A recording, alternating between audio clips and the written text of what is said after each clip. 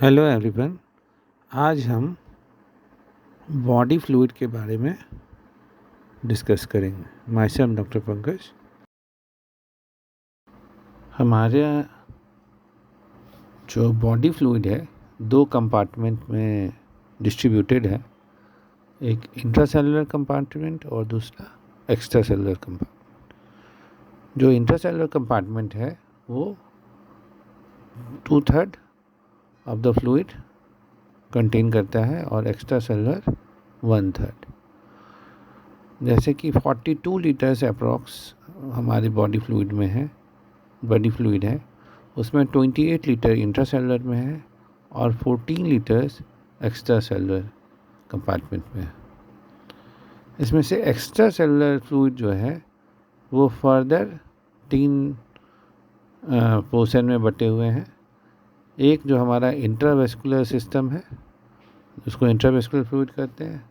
दूसरा interstitial fluid जो cell के बाहर है और इंट्रावेस्कुलर के मतलब वेसल्स के बाहर और सेल के बाहर। और तीसरा है ट्रांससेलुलर फ्लूइड जिसका एग्जांपल है सेरेब्रोस्पाइनल फ्लूइड। ये हमारे सेल्स के अराउंड है लेकिन अबव कंपार्टमेंट्स में नहीं। तो जो फ्लूइड के बारे में हम लोग बात किए, उनका मूवमेंट जो हमारे बॉडी में सर्कुलेशन जो होता है वो प्रेशर जो रिक्वायरमेंट है उसके मूवमेंट के लिए वो है ऑस्मोटिक प्रेशर, हाइड्रोस्टैटिक प्रेशर और ऑस्मोसिस। जिसमें ऑस्मोटिक प्रेशर जो है जिसको हम ऑनकोटिक प्रेशर भी कहते हैं वो मेनली प्रोटीन कंटेंट जो हमारे ब्लड में है उसके कारण होता है। और जो मेजर प्रोटीन है वो है एल्बुमिन जो लीवर में बनता है। उसका काम है हमारे फ्लूइड को वेस्कुलर कंपार्टमेंट में पकड़ के रखना, मतलब उसको बाइंड करता है। जबकि हाइड्रोस्टैटिक प्रेशर जो है वो फ्लूइड जो हमारा मतलब कार्डियक आउटपुट जो निकलता है उसके कारण जो प्रेशर बिल्टअप होता है, जो समझिए ब्लड प्रेशर है, वो जो कैपिलरी लेवल पे आता है, जो प्रेशर बिल्टअप होता है दैट इज़ हाइड्रोस्टैटिक प्रेशर। तो कैपिलरी लेवल पे अगर हम देखें तो जब आर्टेरियल साइड में जो कैपिलरी का आर्टेरियल इनसाइड है वहाँ हाइड्रोस्टैटिक प्रेशर डोमिनेट करता है। तो हाइड्रोस्टैटिक प्रेशर के कारण फ्लूइड कैपिलरीज में चूँकि परमेबिलिटी होती है वो बाहर निकलता है। लेकिन जब हम वेनस इंड के साइड आते हैं वहाँ तक हाइड्रोस्टैटिक प्रेशर की वैल्यू कम हो जाती है और ऑनकोटिक प्रेशर जो है वो डोमिनेट करता है और वो फिर से फ्लूइड को कैपिलरी में रिटेन करता है। ये इसलिए बेनिफिशियल है क्योंकि जो न्यूट्रिशन हम एक्सचेंज कर रहे हैं या ऑक्सीजन एक्सचेंज कर रहे हैं टिश्यू लेवल पे, उसमें ये मदद करता है। और जो तीसरा प्रेशर था वो जो है ऑस्मोसिस, वो भी हमारे फ्लूइड मूवमेंट में हेल्प करता है। ओके, अब सॉलिड मूवमेंट की बात करेंगे। यहाँ पे 3 मेथड है: diffusion, active transport and filtration. इसमें डिफ्यूज़न जो है वो from low concentration to high concentration में मूवमेंट जो सॉल्यूट का होता है इसको लिए वर्ड डिफ्यूजन यूज करते हैं।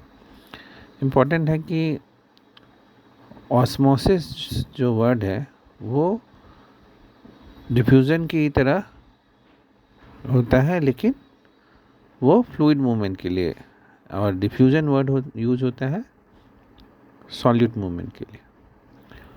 और एक्टिव ट्रांसपोर्ट जो है ऑब्वियस है for if electrolytes is transported from lower concentration to high concentration. तो ऑब्वियस है इसमें अगेंस्ट ग्रेडियंट है तो एनर्जी की रिक्वायरमेंट होगी, तो सोडियम पोटेशियम पंप या सोडियम पोटेशियम एटीपी पंप जो है, इसमें एनर्जी का रिक्वायरमेंट होता है एटीपी का, और ये थ्रू चैनल 3 सोडियम बाहर करता है और 2 पोटेशियम अंदर सेल के अंदर डालता है in order to maintain resting membrane potential. और जो फिल्ट्रेशन जो मेथड है वो किडनी लेवल पे, ग्लोमेरुलस लेवल पे यूज होता है। आपने GFR के बारे में सुना है, ग्लोमेरुलर फिल्ट्रेशन रेट जो निकालते हैं, वहाँ पे आर्टीरियोल्स, जो एफरेंट आर्टीरियोल्स और इफरेंट आर्टीरियोल्स होते हैं, इस बीच में जो ग्लोमेरुलर कैपिलरीज होते हैं वहाँ पे फिल्ट्रेशन होता है, सॉल्यूट्स का फिल्ट्रेशन होता है, इसलिए इसको GFR कहते हैं। वाटर जो हमारे बॉडी फ्लूइड का मेजर कंपोनेंट है, उसका जो वॉल्यूम है वो रेगुलेट होता है हमारे हार्मोन्स, हमारे थर्स्ट के कारण, और रेनिन एंजियोटेंसिन एल्डोस्टेरोन सिस्टम जो रास भी कहते हैं हम लोग, ये जो है तीनों मिलके हमारे बॉडी के वाटर को रेगुलेट करते हैं। अब अगर हमारे बॉडी में एक्सेस फ्लूइड वॉल्यूम हो जाए तो टर्म हाइपरवोलेमिया यूज करते हैं, और जो सिचुएशंस जिसमें एक्सेस फ्लूइड वॉल्यूम हो सकता है उसके एग्जांपल यहाँ दिए हुए हैं, हार्ट फेल्योर, किडनी फेल्योर और लिवर सिरोसिस। ये तीनों पैथोलॉजिकल कंडीशन है जिसमें फ्लूइड रिटेंशन होता है। वेरएज प्रेगनेंसी में भी फ्लूइड रिटेंशन होता है, लेकिन ये फिजियोलॉजिकल है and it occurs due to hormonal changes that occurs during pregnancy. यहाँ मैंने ब्रीफ में पैथोफिजियोलॉजी बताने की कोशिश की है कि हार्ट फेल्योर में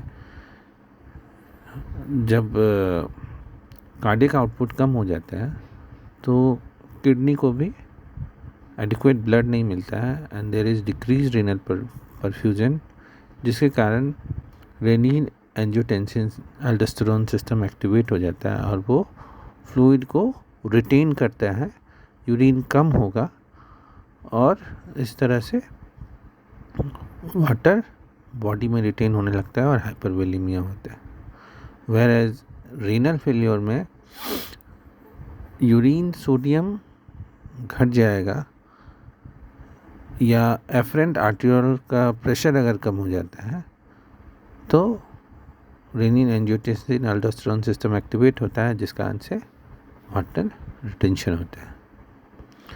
इन केस ऑफ लीवर सिरोसिस, चूँकि एल्बुमिन लीवर में ही बनता है तो लो एल्बुमिन के कारण ऑन्कोटिक प्रेशर लो हो जाएगा, और हमने देखा है पिछले स्लाइड्स में कि ऑन्कोटिक प्रेशर कम होने पे कैपिलरी रिटर्न कम हो जाएगा जो वेनस एंड में होता है, और जिसके कारण कार्डियक आउटपुट कम हो जाएगा और सेम पाथवे से रेनिन एंजियोटेंसिन एल्डोस्टेरोन सिस्टम को एक्टिवेट करेगा और वाटर रिटेंशन होगा। अगर हमारे बॉडी से फ्लूइड वॉल्यूम डिफिशिएंट होता है तो हाइपोवोलेमिया कहते हैं या फिर डिहाइड्रेशन। कॉमन कारण जो डे टू डे लाइफ में दिखता है वो है जैसे diarrhoea, vomiting, excessive sweating, fever या पुअर इनटेक।